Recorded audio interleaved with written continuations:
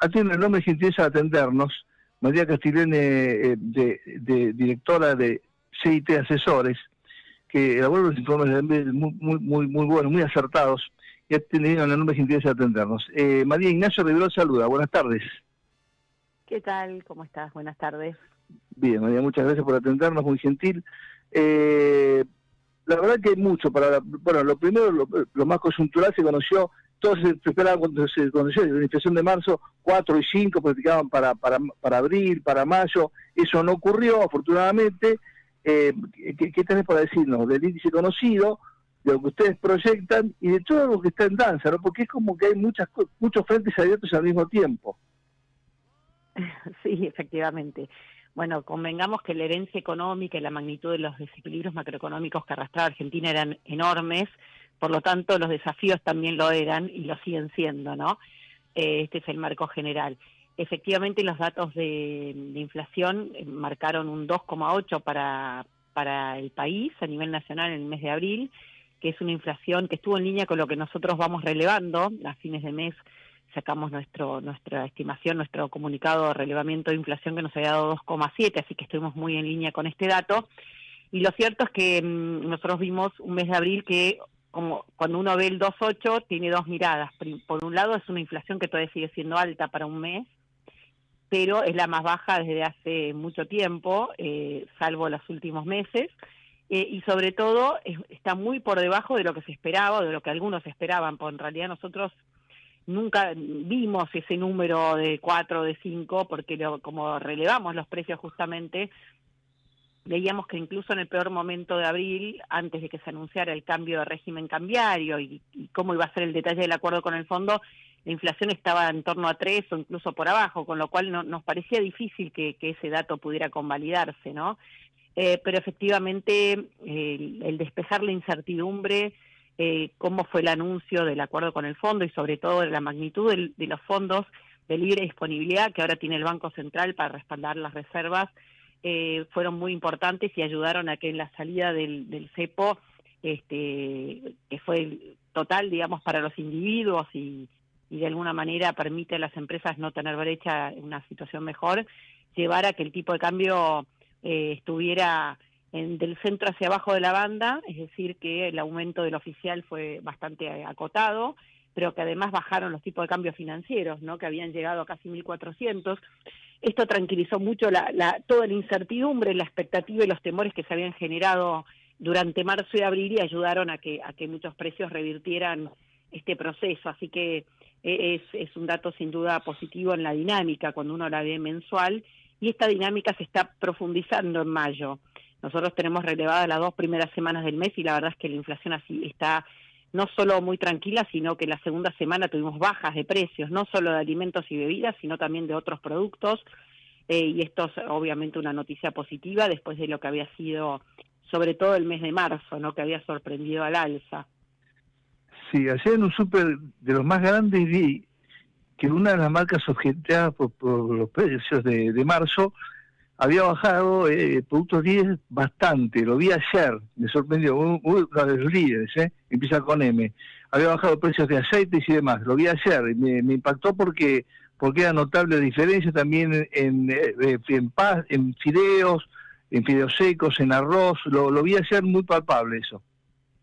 Sí, lo estamos viendo en varios rubros, como te decía recién, y además esto se suma a que en abril y también sigue en mayo se está revirtiendo la suba fuerte que había habido en verduras y frutas en marzo cuando fueron todas las lluvias fuertes y hubieron inundaciones, etcétera, y eso había complicado esto que son cuestiones estacionales, pero que tuvieron también un impacto, se combinó todo en el mes de marzo, ¿no? En forma negativa, junto con lo que tiene que ver con lo estacional, que es la educación, que siempre tiene un incremento fuerte en el mes de marzo. Así que, sin duda, esto que vos bien planteaste no es solo un producto, se está viendo en muchos productos y te diría ya es casi generalizado, que hay precios retrocediendo, de vuelta, revirtiendo parte de incrementos que de verdad no tuvieron fundamento para ocurrir y tuvieron que ver más con una especulación, porque en realidad la historia argentina, desde que se creó el Banco Central, y si nos podemos ir más atrás también, desde 1935, salvo los años de la convertibilidad, fueron años donde la inflación fue muy alta en Argentina y donde en general lo que pasaba era que producto de la alta inflación la gente huía de la moneda y pasaba a demandar cosas o a comprar dólares, y entonces veíamos saltos del tipo de cambio, ese juego entre devaluación e inflación.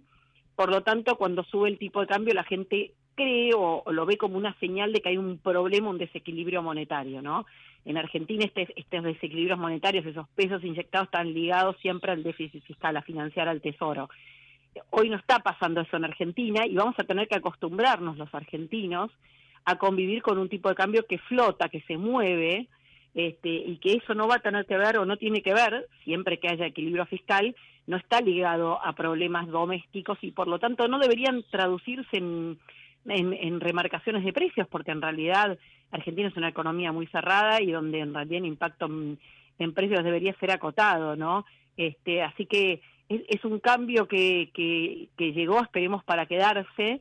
Hoy se acaba de conocer hace un ratito nomás el resultado fiscal de abril y la verdad que fue un dato muy, muy positivo porque el superávit fiscal de abril fue muy, muy significativo, bastante más grande que el que hubo un año atrás. Y esto permite mostrar que el equilibrio fiscal está para quedarse, y esto es fundamental, ¿no? También tiene efectos no solo en el tema deuda, sino también en el tema monetario y sobre todo en la inflación, ¿no? Que es el rubro, lo que estábamos hablando recién. María, salimos del cepo anticipadamente, bien tranquilos. Yo no recuerdo el apoyo del Tesoro que dijo: si hay un evento externo, vamos a asistir a Argentina con un fondo de asistencia externo, no las cosas que hacemos acá, eso no hay antecedentes, no lo recuerdo. Y la otra es que, bueno, desde este punto que estamos hoy, ¿no? Esperando lo de los dólares famosos, y ahí escuchamos cuánto hay de activos financieros, en activos inmobiliarios, en los colchones, en las latas de hierro, vamos, todo eso, el famoso canuto, ¿no? Bueno, pero son cifras siderales. Mirando hacia el futuro, ¿no? Desde este punto, esperando los anuncios, que se consoliden las cosas, que bajen o se eliminen, lo dijo usted Saviola en una exposición de CRA. No quiero que vuelva a su anterior porcentaje, sino que se elimina la retención. Córdoba dio 40.000 millones de dólares al Estado para nada.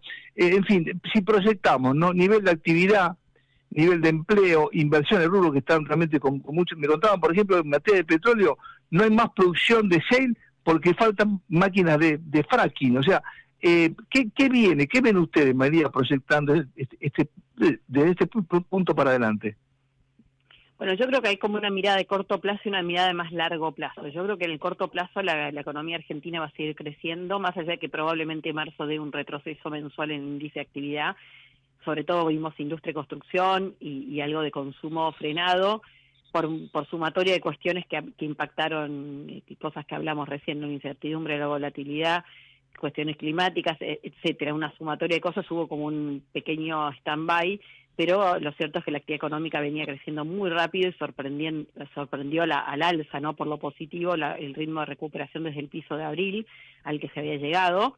Incluso enero y febrero de este año habían sido muy fuertes, y la verdad es que creemos que este año la economía va a terminar creciendo entre 5,5% y 6%, que es un dato muy bueno, de la mano, como vos bien marcabas, de lo que es el proceso de inversiones, ¿no? Esto es lo que está liderando, donde el sector público no está aumentando su gasto, y el sector privado está gastando, está recuperando el nivel de gasto. Lo que cambió es la composición del consumo, ¿no? Cómo están consumiendo los argentinos, donde ahora hay crédito y por lo tanto hay hasta el tope de lo que los bancos están pudiendo prestar de crédito de préstamo hipotecario. Están habiendo más operaciones de compraventa de inmuebles, más venta de autos, más venta de motocicletas, recuperó la venta de electrónicos y electrodomésticos, o sea, bienes durables en crédito, muchas veces con crédito, y no tanto lo que era consumo masivo, que era el refugio del medio de la crisis, ¿no?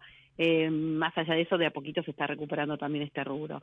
Entonces vemos una economía creciendo, como vos bien decís, con cuellos de botella en algunos rubros, y acá la clave tiene que ver con consolidar, y creo que ahí hay una cuestión que tiene que ver con la política, ver los resultados electorales, o sea, si la gente sigue apoyando o no este cambio de rumbo, por un lado, y por otro lado, dado el equilibrio fiscal el equilibrio que está habiendo más en el mercado monetario y un régimen donde se fue saliendo del cepo, aunque no al 100%, pero fue un avance muy grande, es muy significativo todo este proceso para que combinados empiece a bajar más fuerte el riesgo país. Vamos a ver qué timing, y eso ayude a que se desaten más inversiones, ¿no?, en el rubro.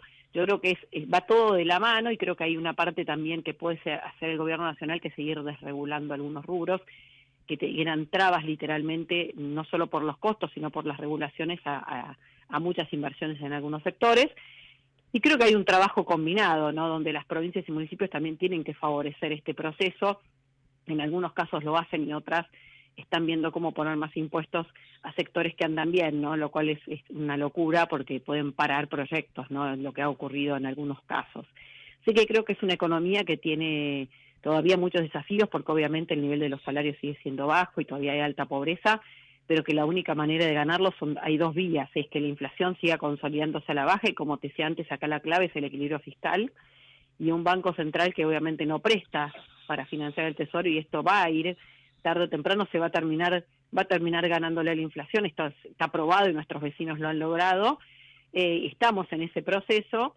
Como te digo, creo que mayo va a estar cerca de 2, podría estar incluso abajo de 2 si se consolida lo que estamos viendo en estas 2 primeras semanas. Sería una gran noticia, pero hay que seguir avanzando en esto. Todavía sigue siendo una inflación alta, y de vuelta manteniendo cierto set de reglas de juego, que esto colabore en que se vaya multiplicando el proceso inversor, ¿no? Así que esto que vos planteabas son noticias, digamos, de problemas por la positiva, ¿no?, de sectores que quieren invertir, Claro, y crecer, y que tienen cuellos de botella, ¿no?